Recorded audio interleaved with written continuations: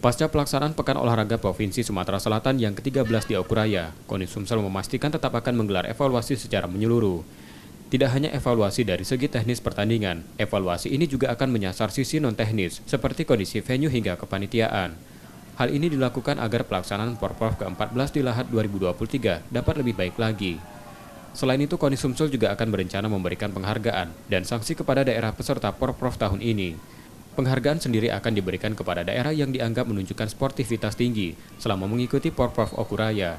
Sedangkan sanksi akan diberikan pada daerah yang tidak menunjukkan semangat sportivitas dan melanggar aturan yang ada. Artinya di sini akan ada reward dan punish. Ya. Reward kita kepada daerah-daerah memang sudah menunjukkan fair play.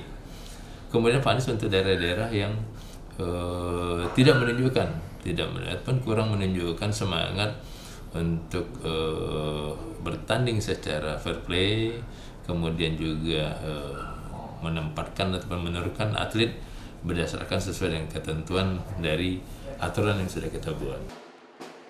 KONI Sumsel mengakui pemberian penghargaan dan sanksi ini bertujuan agar setiap daerah dan atletnya mampu melakukan pembinaan yang lebih baik lagi ke depannya.